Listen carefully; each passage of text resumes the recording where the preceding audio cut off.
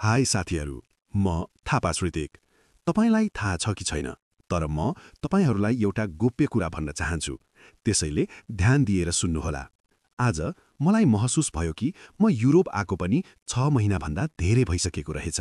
समय साँच्चै थाहै नपाई बित्दो रहेछ। जे होस् साथीहरू, भगवानको कृपाले म युरोप आइपुगेपछि मेरो पहिलो काम नै पिज्जा बनाउने थियो।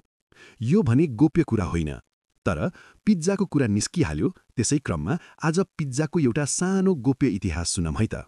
संसारभरिका चर्चित मध्ये एक पिज्जाको पछाडिको एउटा सानो रहस्य।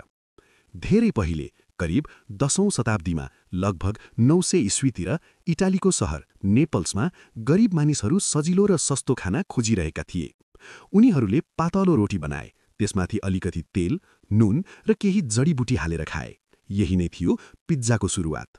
पछि 16औं शताब्दीमा जब टमाटर युरोप आइपुग्यो, नेपल्सका मानिसहरूले रोटीमाथि टमाटर राखेर हेरे र त्यसपछि पिज्जाको स्वाद सधैँका लागि बदलियो। सन् 1889 मा इटालीकी रानी क्वीन मार्गेरिटा नेपल्स भ्रमणमा आइन्। उनको सम्मानमा शेफ राफाएले एस्पोसिटोले टमाटर, मोत्सारेला चीज र बेसिल राखेर पिज्जा बनाए। रातो, सेतो र हरियो, इटालीको झण्डा जस्तै। यसैबाट जन्मियो पिज्जा मार्गरिटा। आज हामी यसलाई नेपोलिटन पिज्जा भन्छौँ। पातलो र नरम, किनारामा अलिकति फुलेको र काठको आगोमा छिटो पकाइने पिज्जा। आज पिज्जा संसारभर फैलिसकेको छ।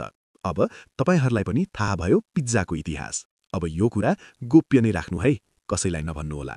यति भन्दै अब म अर्को भिडियोमा अर्को एउटा गोप्य कुरा लिएर फेरि आउँछु। तपाईहरूमध्ये कतिजनालाई पिज्जा मनपर्छ?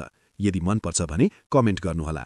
त्यति बेलासम्म तपाईहरू यो रातो, सेतो र हरियो मार्गरिटा पिज्जा इन्जोय गर्नु।